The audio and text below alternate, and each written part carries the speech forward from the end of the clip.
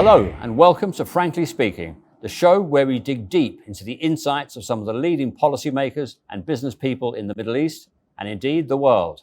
I'm Frank Kane. Today I'm delighted to be joined by Her Royal Highness Princess Lamia Bint Majed AlSaud, Secretary General of AlWaleed Philanthropies, one of the biggest philanthropic organizations in the region with an increasingly global footprint. Princess Lamia, welcome to Frankly Speaking. Hello, Frank. Thank you very much for having me in the show. It's such a great pleasure. Really looking forward for our conversation. The honor is all ours. Let me just jump straight in. In 2017, you wrote a column for the Los Angeles Times saying that women are misjudged and you do not need others to speak on your behalf. Of course, since then, the kingdom has seen massive changes, with women being allowed to drive, with guardianship laws removed, and with increasing numbers of women employed in both government and private sector. But others still seem to speak on your behalf, and often in the Western media, what they say remains negative. So tell me, frankly speaking, how would you describe the status of women in the kingdom today? Status of women in the kingdom today, I believe it's very clear. I don't think from 3-4 years ago I would be sitting and talking with you, Frank, to be very honest. This is reflect a very serious improvement in the legal rights and women rights in Saudi Arabia. Well, for the international media, I believe it's a habit. I believe that this is what they want always to reflect on the Saudi women. But nowadays, I believe technology make it much easier for the international media to know more about us. It's only a couple of letters away. You just type it and here we go. We will be on the screen in front of you. So, and I still insist that we don't need anyone to talk on our behalf.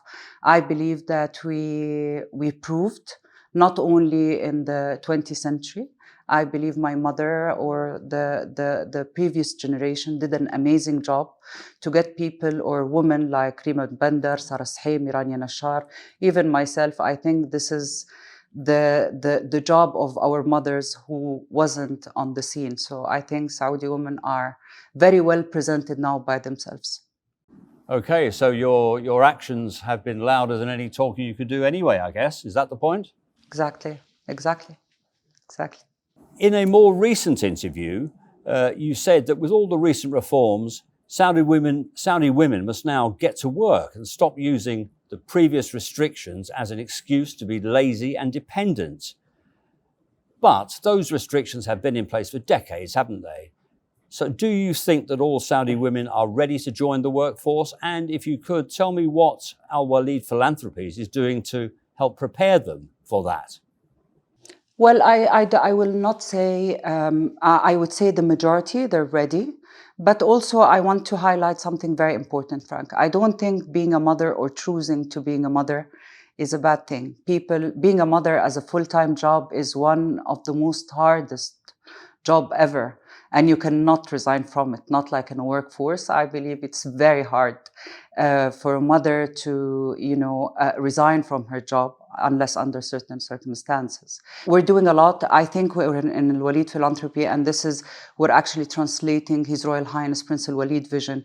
He's really insisting and he's really keen on how we can empower women economically. He believes that whenever a woman is empowered economically, she can produce, she can become better, and she can upgrade herself from different level.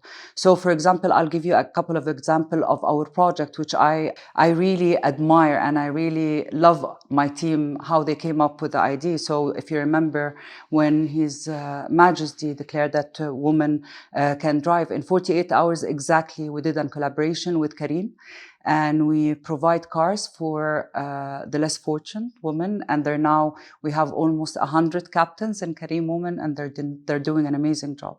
Also, the artisans in Saudi Arabia, we're upscaling their knowledge. We're taking the craft from a very modest, or I would say very humble craft to a luxury brand, and that's why we just launched a craft brand which is called Mizwida, and it's all by Saudi materials and by Saudi women handmade. Great. Let me ask you the question slightly in reverse, because at AlWaleed Philanthropies, you famously have an all-female executive team. Is that reflective of a wider picture? Would you say that men are now at a disadvantage? Would you say that society now favors employing women over men? Yes, I would say that. But I will not. I don't think our foundation. It's a very small number of women, which I'm very proud of. Where, as you say, as you know, the foundation been working for 40 years, and we're working in over 180 countries. Only 10 Saudi ladies are handling all of this project, which I'm very proud. But this is a theory, and this is a vision of our CEO. I believe from a governmental perspective, yes, women now are favored than men, and I don't think this is fair in each and every situation. I think because it was very clearly announced from the government that we want to support women and we want to empower women. I think some of the entities or the companies took it to a next level, which they literally discard the men. And I believe that we should empower human and people who's more experienced and who will, add to the job more than just we hire this percentage of women. Okay, let's turn to wider issues. The world faces multiple challenges on many different fronts, from the pandemic recovery to climate change. AlWaleed Philanthropies is a big organization, but what can it do to contribute against these challenges to make even a small dent in these huge problems? Well, during the COVID year, I would say it was a very challenging year and a year of knowledge, to be very honest. During the pandemic, we actually remained silent for almost 3 months and a half before we got out our initiative, which we supported the COVID with a $30 million donation, and we worked in different areas. I would say this initiative, it shows the maturity of our foundation. So we actually worked with some in some countries, which is in Africa. We worked in Iraq, we worked in Syria, we worked in Tunisia, we worked in Yemen. We provided economical, I would say, support. So, for example, in Africa, we collaborated with the ISESCO to build small factories to produce masks, sanitation, and it was in favor of empowering women and youth, to be very honest. In Syria, and I think the pandemic showed us the importance of having a house and to have a roof on top of your head. All you needed to be safe from COVID is only a room and a roof on top of your head, and that's why we worked with the UN Habitat in shelters in Yemen and Iraq and Syria, and of course everyone knows what happened there and how much they were in need. Of course, we worked with the WHO, we worked with the CDC, with the Gates Foundation in testing and developing the vaccine. So I would say it was a quite creative initiative that we wish that we covered, and we actually reached over 100 million people around the world. Thanks God. That's a very good overview, thank you, of the humanitarian side of the philanthropy. And previously you mentioned Kareem and the craft work as well. But how much, give us a sort of broad view, if you would. How much money is allocated? How did COVID impact your budgets, if at all? We always, the foundation works in 4 main areas of focus, which is community development, community development, empowering women and youth, providing vital disaster relief, and bridging culture. In the area of providing vital disaster relief, it's always it is included in our budget, but always His Royal Highness Prince Waleed add if he sees it's necessary. So this in specific area of focus, we don't have that accurate budget out of it. It's upon the need and upon what happened in the world. Okay. And during the pandemic, more and more governments have stuck to the idea that charity should begin at home. But have your priorities been changed by the pandemic? How much of your work is done domestically as opposed to globally? Well, I would say again, this year the United Nations came out with a very unique name for doing good in the world, which is creative economy and creating philanthropy. So you have to be very creative moving forward after the pandemic, how you're going to reach your beneficiaries and how you can provide support and how you can empower and doing good in general. So that's why I said the pandemic showed us and actually lead us to go to the digital part of the story and the online part of the story. So we worked a lot, for example, with the artisans in Myanmar. They continued. We have a center for artisans in Myanmar. They continued taking their training from home and of course online, and we transfer all the equipments for their house. Same thing happened in Saudi Arabia, same thing happened with education for employment. We start using technology, and you know what, believe it or not, of course, you know, this is much from a money perspective or a budget perspective, it's much easier, and that's why maybe this year we reach more people, because everything we provided, it was online. I think COVID, it was a very good exercise for a lot of sectors and a lot of entities to explore more how she can do more and how we can give more. Tell me, how does AlWaleed Philanthropies measure up against maybe the better known global philanthropies, Gates, Buffett, those kind of organizations? Do you compete with them or do you cooperate with them and with other humanitarian organizations like the UN, the big NGOs? I would not say compete. I would say we learn from each other. The methodology of this foundation, or the core spirit of this foundation, it's built on partnership, and this is what His Royal Highness Prince AlWaleed believes in: partnership. He says that you don't have to be good in everything, and he wants to give for everyone. If you notice that we're not specialized in specific type of giving. And this is what he wanted to do. He wanted to give as much as he can. He wanted to help as much as he can. So comparing to the Buffett and the Gates and the United Nations and a lot of entities around the world, I think we share the same thing, that partnership is the most important. We don't work with our hands. Actually, we set the strategy, we create our project, and we collaborate with the entities who can implement on ground and can reach. You know what, maybe what differentiates us from a domestic perspective than any other foundation in Saudi Arabia, that we have the international experience and we have the international expertise, and that's what we're trying to do in our project in Saudi Arabia, is transferring knowledge from what we did outside and what we achieved internationally and how we can bring it here to Saudi Arabia. And alhamdulillah, till now we're succeeding as we get here the Prince of Wales Foundation, the Turquoise Mountain, the Scouts Foundation, and the EFE. A lot of our partners are working now on ground in Saudi Arabia, which is amazing, alhamdulillah. Good. AlWaleed Philanthropies has invested a lot of money and resources into fighting infectious diseases, for example, polio in poorer countries of the world. But do you think the pandemic, that there is a danger that the focus on the COVID battle will divert attention away from these global health issues like polio and other infectious diseases?